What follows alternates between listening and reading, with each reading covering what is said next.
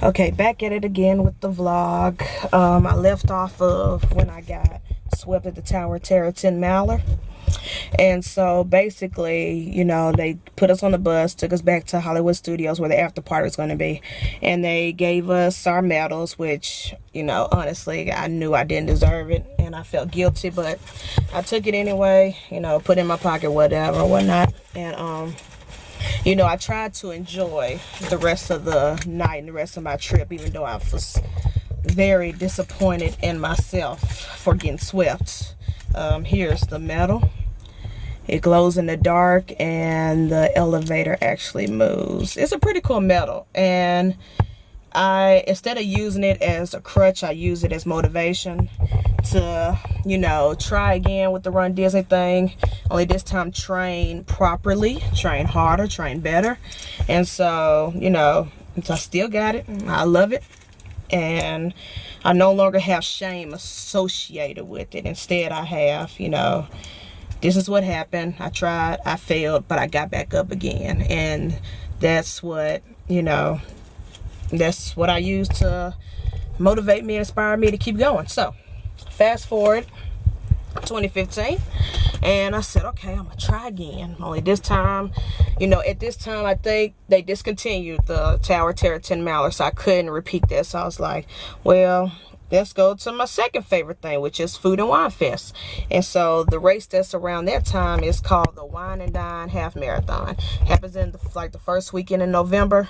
And so I signed up for that in 2015, and I got the training, and I trained my ass off. Like, I was like, I'm not getting swept again. Never again. Never am I making that mistake again.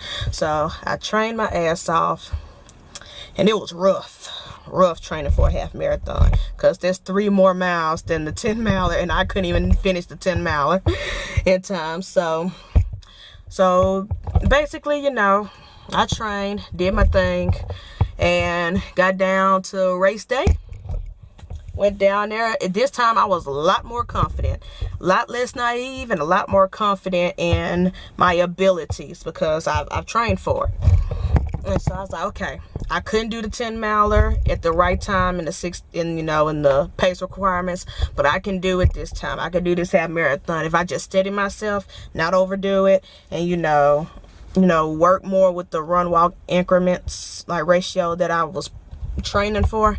And I was like, I can do this. So come race night, whew, well, if you ran the half marathon, Wine and Dine half marathon in 2015, or if you know people who did, then you know about the fiasco that happened with the weather.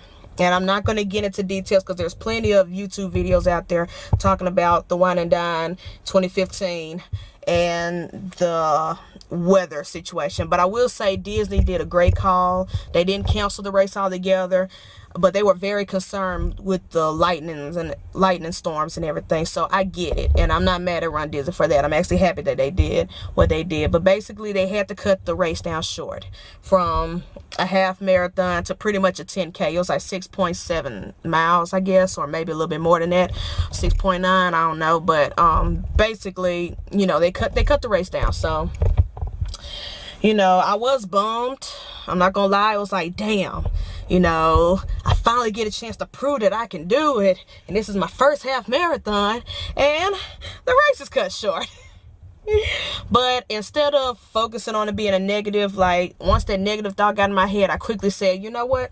At least I still get to run, and I can still prove myself that I can do this. You know, I did 7 miles at the Tower of Terror 10 miler before getting swept. Let me see if I can do this and not get swept. Let me see if I can do this and not even see the balloon ladies at all. Not even a hint of them being anywhere near me. So I was like, I got this. So get to the corals. I think I was probably like coral H or I. I was somewhere in the back, but I wasn't the last coral. With corral. I'm sorry, I'm saying coral. Brain fart. Corral. I wasn't in the last corral. I was like in the corral before the last corral. So I was nowhere near the balloon ladies of yet. And so, you know, fireworks, ready, set, go, and I'm gone. And the first 4 miles were pretty pretty good. I'm not gonna lie, that race, the memory of that race is kind of a blur for the most part. There are a few highlights I can remember. I can remember going through Hollywood Studios and seeing the Osborne lights, because that was the last year they were doing the Osborne lights before they got rid of it. I remember that, and I remember getting so emotional down there. I remember doing the back lots of Hollywood Studios. I remember Hollywood Studios. I remember that much of the race. I believe what they cut down from the half marathon was Animal Kingdom. So we did not have any Animal Kingdom time because of the big lightning storms and the winds and all that crap. So I remember Hollywood Studios, and I remember the last stretch of Boardwalk. Anything in between, anything before that, it's all a blur to me now. And I wish I could remember. And I had a GoPro on me, strapped to me, but it died like by mile 2, I think. So, you know, I got a chance to get photos and a little bit of video of the Osborne lights with my phone, which was good, and I still have that. But as far as, you know, any memories of the race as a whole, I can't tell you. I just remember main highlights. But, you know, but once we got to Boardwalk, everybody was like, okay, we're good, we're safe, there's no sweepers, nobody's gonna get us. So I kind of calmed down, because beforehand I was booking. I was like, I did more running intervals than walking, because at first I was doing like a 30-20, and then I changed it to a 30-30, where I run 30 seconds, walk 30 seconds, and then it got to where I was doing like 2-3 minutes of running and 1 minute of walking. Like, I was like, I cannot see those balloon ladies. I cannot be in the back of the line. I cannot get swept. And so, but once we got to the Boardwalk, you know, some of the runners was like, okay, we can relax now. So I did, and I started slowing my pace down a little bit, not overdoing it, because by this time my heart felt like it was pounding out my chest. I was still a little overweight. So I felt a little bit better. I started to slow down. So we got through Boardwalk. I took pictures with my phone, because I wanted to remember this. I was like, wow, I made it this far to at least the Boardwalk, and we was almost getting upon Epcot. And so, you know, I started to feel a lot better, because Epcot was pretty much the finish line. So, you know, got through with got through with the Boardwalk, made it through Epcot. Now we're in the parks, and, you know, we're in the World Showcase, and I could just see Spaceship Earth. And Spaceship Earth is pretty much, you're there. So I started getting emotional. I cried a little bit, but I kept going, and made it to that finish line. And like I said, you know, I still got the hat, I still got the pins, and of course, you know, crossed that finish line and got that beautiful medal. Let me see if I can pull it out. Yes, I love this medal to death. This is like, mwah.